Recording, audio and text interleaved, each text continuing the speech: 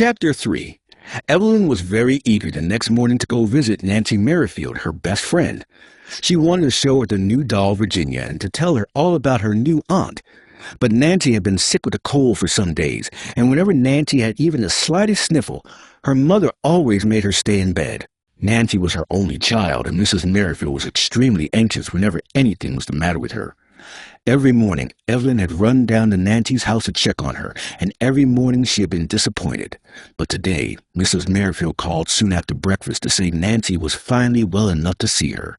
Evelyn dressed Virginia in her hat and coat and set off down the road cheerfully. Hector, the gentle family dog, wanted to go with her. He wanted it very much, and it was hard to say no, but there were reasons why it was better he stay home. Though Hector was kind and never harmed another creature unless he was first attacked, Ginger, the Merrifield's yellow cat, didn't know this. Ginger always arched his back and spat at Hector, and even scratched him with his sharp claws. It seemed unfair, but Mrs. Merrifield always blamed Hector. She had told Evelyn not to bring him any more. Evelyn bent down and gently patted Hector's shaggy brown coat. "It's too bad," she said. "Ginger is a darling, and so are you. I don't see why he won't leave you alone." Mrs. Merrifield opened the door for Evelyn. She was not pretty like Evelyn's own darling mother, and always had a worried look, but Evelyn was very fond of her all the same, even in spite of the misunderstanding about Hector. "Good morning, Evelyn," said Mrs. Merrifield. She shaded her eyes with one hand and looked anxiously down the road. "You didn't bring the dog, did you?" Evelyn didn't like the way she said the dog without calling him by name. It felt as impolite as if someone had said, "Did you bring the woman?" when they meant Evelyn's mother. "I didn't bring him," Evelyn replied. "You told me not to." Mrs. Merrifield threw up her hands, as she often did in moments of exasperation, and said, "You look as if you had always been a little saint and never disobeyed in your life." "He tried so hard last time," said Evelyn. "And I thought Ginger would be in the kitchen, and it was he who attacked us. Truly it was," she added earnestly. "We won't go into that again," said Mrs. Merrifield. She caught sight of the doll in Evelyn's arms. "Is that a new doll?" "Yes, it's my oldest child, Virginia. She's been at boarding school in the South." "Has she indeed?" said Mrs. Merrifield. "She looks as if the climate agreed with her. I suppose she traveled home with your aunt." "Yes, she did. And she brought her bureau, and a wing chair, and a bed, and clothes, too." "Did she indeed? What a thoughtful child!" Mrs. Merrifield laughed, and Evelyn laughed too. She thought how kind Mrs. Merrifield looked when she laughed. "Come upstairs," called a plaintive little voice from above. "Nancy is over her cold," said Mrs. Merrifield. "You need be afraid of catching it. She came downstairs for breakfast this morning, but I think your children had better play in the nursery. If you're downstairs, you might forget and go outdoors." Nancy was sitting in the big wing chair drawn up near the fire. Beside her was a table full of playthings. Evelyn liked playing with Nancy because Nancy always let her have the best toys and choose the games. Mrs. West liked it too because Nancy was such a gentle and obedient little girl. And Mrs. Merrifield liked Nancy to play with Evelyn because it helped keep her from becoming selfish, as only children sometimes do. And Nancy liked playing with Evelyn because Evelyn was so spirited and dear. So everyone was satisfied. Nancy looked pale, and there were dark lines under her gray eyes. She was reading a book. Although she was only 8 months older than Evelyn, she could read almost as well as a grown-up. "What a beautiful doll," said Nancy. "Yes, she's a present from my aunt, and she's such a darling. Her name is Virginia." "Did you ask Mother if you might bring him up?" said Nancy. "She was busy making Red Cross bandages, and I thought I wouldn't interrupt her, so I just found him and took him. He was in the cunningest books, so full of, hey, what's his name? I don't know, Tim found him. Let's call him Tim," said Evelyn. The children had a very happy morning finance. He played with Virginia to her heart's content, and Evelyn played with Tim. They played that he was a tiger in the jungle, who lagged just in time for her to escape, and they played. He was a great hunter who lived where it was so cold. He had to wear for all the year, but festival he played. He was just what he was, a tiny kitten looking for a home. "I'm going to take him home with me," said Evelyn when it was time for her to go, "but your father doesn't like cats," Nancy objected. "This is a kitten, but it will grow into a cat," said conscientious Nancy.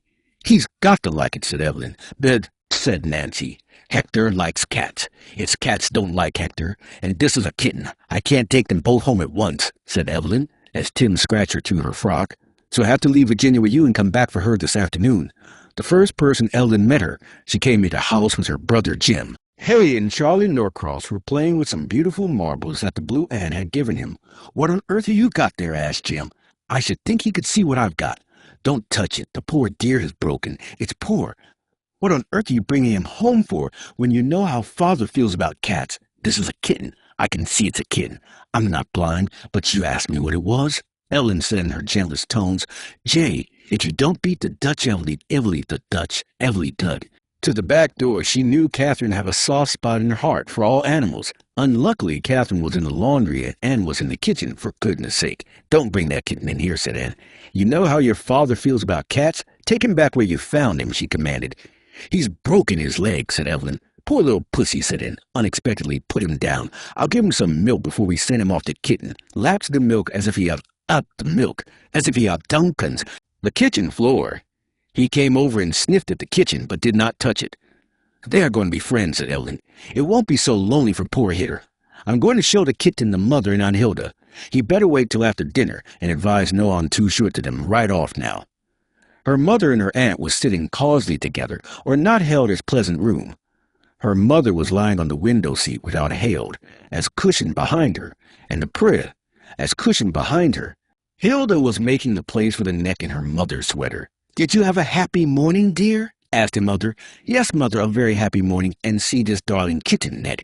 "He gave me darling kitten. How did Nancy have a kitten to give you?" "She didn't exactly give it to me, only they couldn't keep it, so I just took it home." "Oh, what a pretty kitten," said Aunt Hilda. "That is all. This house needs to make me feel completely at home. James doesn't like cats. Me. James doesn't like cats. James doesn't like cats. Does like cats. He says he catch birds. He has never wanted a cat, hasn't he, poor James? He is getting a great deal of discipline whenever, and first showed the kitten to her father," she said. "Father, isn't this a pretty kitten? His name is Tim, and he and Hector are such good friends. It was lonely for poor Hector without any other animal. A kitten crime, Mr. West. We don't want a kitten. Where on earth did he get it?" Ellen gave a long explanation. "Father, it is such a love. Birds and squirrels. It can't, Father, because of its broken leg. Its paw will probably get well. See what beautiful tiger stripes he has. And look at his dear little black and brown paws." The kitchen looked at Mr. West with his bright eyes. He was a friendly pussy who liked everyone. And then to Ellen's surprise, the kitchen put out his right paw, the one that was not hurt, to give to Mr. West. "Oh, Father," Ellen cried in delight. "He wants to shake hand. He wants to shake hand. Purr. Kitten's poor. How you've had a good dinner. I'll try to find a good home, but not here. Oh, Father, he's got the best home he could have, and he and I love each other.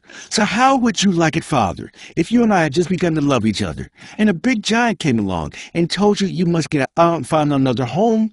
I shouldn't like it at all, Evelyn, but you see, I don't catch birds and squirrels."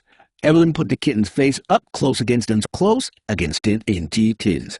Close to his black and brown for Father. "It would be much harder for you if you were a small furry person instead of a big man. And if you had broken, you poor. Look at the poor little poor. He couldn't catch birds and squirrels any more than you can."